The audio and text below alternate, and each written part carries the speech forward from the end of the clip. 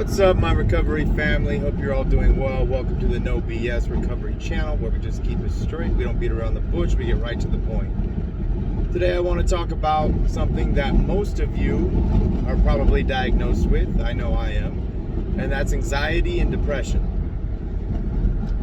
Do you know that 90% of the patients that we treat at the outpatient center that I own have a diagnosis of either anxiety and or depression? So it's extremely common in addicts and alcoholics. Now, why is that? Well, as addicts and alcoholics, we tend to focus on either the past or the future, one or the other, or both. And rarely are we able to keep ourselves in the present moment. Rarely do we practice mindfulness so that we can remain in the present moment. That's the big issue. Because typically, anxiety comes from stressing on the future, right? It's worry. And worry does nothing but rob us of our current joy. That's the thing about worry, is it's pointless unless there's actual purpose behind it. So let's say, for instance, you have a really bad headache and you're worried that you now have a brain tumor, right? That is unrealistic. That is an unrealistic fear. That's something that is not going to apply the majority of the time.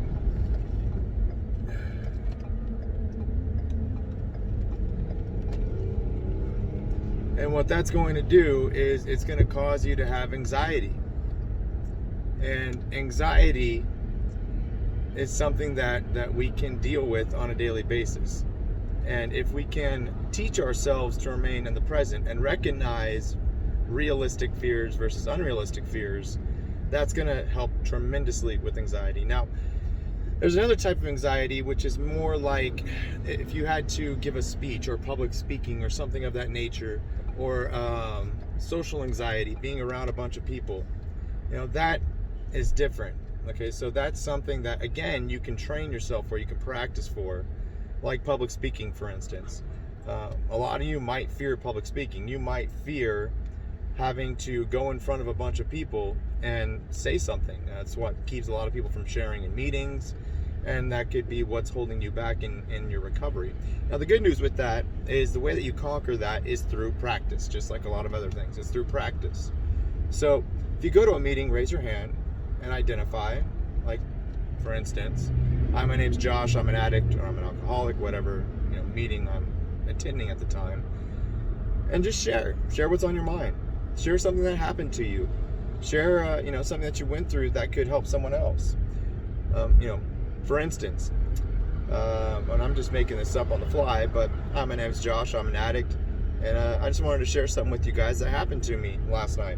So I made the brilliant decision of going to a bar to go shoot some pool, and while I was there, I was triggered to drink, and rightfully so. I was surrounded by people that were drinking. It sounded like an amazing thing to do at the time, but instead of drinking, what I did is I got out of that situation, and I went and called my sponsor. Had a discussion with my sponsor, and I was able to get rid of that feeling of anxiety, that feeling of, I want to drink. So again, it's done with practice, and that's just something very simple that you can share in a meeting. And when you finally get used to sharing in a meeting, then you can start doing panels. You can start doing speaker-led meetings where you're the primary speaker. And it's actually quite amazing to do.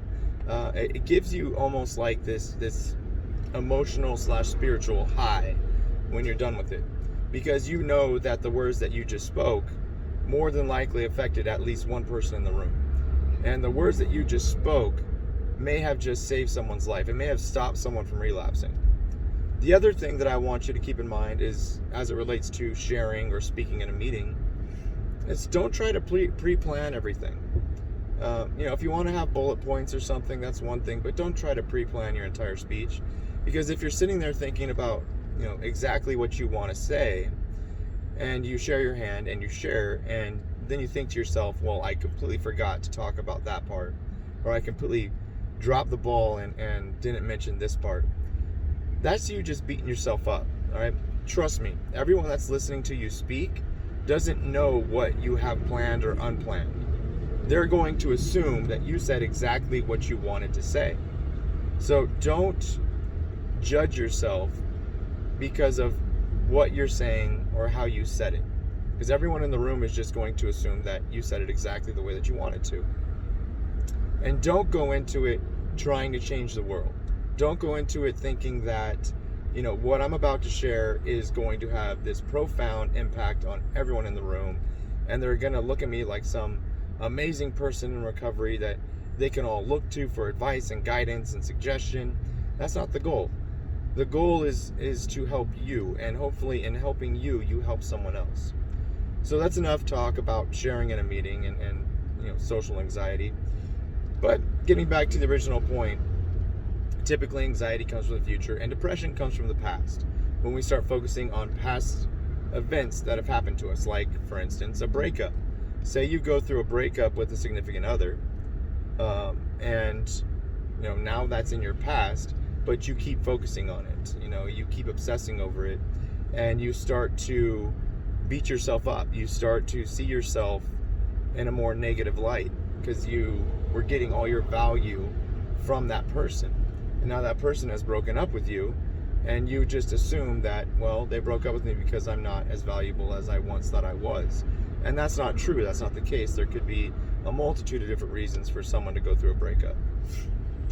But when we focus on the past, it tends to lead us to be depressed. Missed opportunities, regrets, whatever it is. So how do we combat that? Well, we stay in the present, right? And it's okay to remember things that happened to you in the past. I have never forget tattooed on my wrist, and it's there to remind me of all the difficulties that I've been through and how far I've come to get to where I'm at today. And that in itself is a good reminder. It's something that helps keep me clean and sober. It's something that helps keep me focused and driven so that I can get through another day in recovery. So at times it's okay to reflect on the past, but you don't want to obsess over it. At times it's okay to think about the future, right? Because you may want to plan ahead, plan for something that's going to happen in your future. Like I tell you guys, what I do at night is I write down my goals for the next day. I write down my intentions on what I want to accomplish the next day. So I am, to some degree, planning ahead for the next day. So I am kind of thinking about the future. But again, you don't want to obsess over it. You don't want to obsess over the future. That's what leads to anxiety. That's what leads to stress. And we want to try to avoid that at all costs. So how do we do that, right? What do we do? What do we put into practice that helps us stay focused on the here and now? Because there's an old saying, right? If you have one foot in the past and one foot in the future, then you're pissing all over the present, right? So you don't want to piss on the present. You don't want to get too caught up in the past or the future. Now, like I said, it's okay to acknowledge the past and what happened, because there could be some benefit to that. It's okay to plan your life and plan ahead and acknowledge the future. There's nothing wrong with that. But you don't want to obsess over it. It's like character defects. Character defects are something that's done in excess. And if it's done in excess, then and by nature it becomes a character defect. So we try to fight that character defect by bringing it back to a normal level. Same thing with where your mind is at. Is it in the past? Is it in the future? Or is it in the present? And at times you want to check yourself on this. So if you're feeling unnaturally anxious or unnaturally depressed, you might want to check yourself. What are you currently thinking about? What's currently going on in your head? Because that could have a lot to do with it. Now, all of that being said, I'm not talking about depression that is driven by a chemical imbalance in your brain. That's something different, okay? That's something where you could feel depressed out of nowhere for no reason whatsoever. I know, I deal with depression, right? And I know that it can come on from literally nowhere. It can come out of anywhere. And I'm totally caught off guard, and all of a sudden, I just feel depressed. I don't want to do anything. I don't want to talk to anyone. I just feel depressed. And that's because of a chemical imbalance that's in my brain. And there's ways to combat that. There's medication that you can take. There's SSRIs, antidepressant medication. Another good thing that you can do, believe it or not, is exercise. So a while ago, a few years ago, they did a study on Zoloft versus exercising. And by exercise, they meant 3 days a week, 30 minutes a day. And that's what the amount of exercise was, if I remember correctly. Correct me if I'm wrong. And half the people, they were all diagnosed with depression, but half the people did the exercise route. The other half of the people did the medication route. And what ended up happening is they found out that those who exercised actually had better results than those who took Zoloft. They actually saw a greater decrease in their depression versus those who took medication. Now that's something pretty big right there. So basically, if you exercise, your body releases endorphins, right? It releases the feel-good hormones, and it makes you feel better about yourself. Plus, you're accomplishing something. Plus, you're probably moving towards your goal of losing weight or getting fit. So there's a lot of benefits that come from exercise. And I'm not talking about going to the gym and spending hours there and lifting nonstop, or hitting a treadmill and running on a treadmill for an hour and a half and doing 6 miles. No, I'm just saying go for a walk. Go for a fast-paced walk. Do something that gets you moving. And if you can do that 3 times a week, 30 minutes at a time, then you will decrease your depression. It's scientifically proven. And if you do that in combination with medication, then probably have even better results. Now for me, as it pertains to medication, I see most medication as a short-term solution. It's, in my opinion, and so take it with a grain of salt, medication is meant to be a short-term solution. It's not something to be on permanently. Because what medication is supposed to do is it's supposed to get your brain into a state to where it can absorb information. And it's not being interrupted by these negative emotions that we feel. So we may take medication for our mood. We may take medication for anxiety. We may take medication for depression, PTSD, schizophrenia, you name it. The medication, in my opinion, is meant to get your brain to a point to where it can absorb information without these negative emotions getting in the way, so that you can learn and put into practice the tools that you're going to need to combat all these negative mental conditions without medication. So it gives your brain an opportunity to learn the coping mechanisms and the coping skills needed to defeat depression, defeat anxiety, defeat whatever, without the need for medication. Now, that being said, I am not a doctor. I am not a therapist. I'm not a psychologist. I'm not a psychiatrist. I'm not prescribing medication, okay? So at all times, you always want to go to what your doctor is telling you to do. Now, you don't want to listen to some guy on YouTube and be like, okay, I'm going to get off this medication now because this guy's telling me to. Don't do that. Talk to your doctor and listen to what your doctor tells you to do, and then follow your doctor's advice. That's what I would suggest that you do. I'm just giving my own personal opinion on medication. I'm not instructing you in any way, shape, or form to get off your meds or to decrease the amount of medication that you're taking. That's something that you and your doctor have to decide on what you want to do. Now, how do you stay in the present moment, right? How do you make sure that you're not too obsessed with the past or too obsessed with the future, and you're actually focusing on the present? Okay. What's that other saying they have? Yesterday is history, tomorrow's a mystery, today is a gift. That's why they call it the present. Another little saying that they have. So to stay in your present mind frame, right? To focus on today. One of the things that you can do is meditate. Now, I used to be really anti-meditation.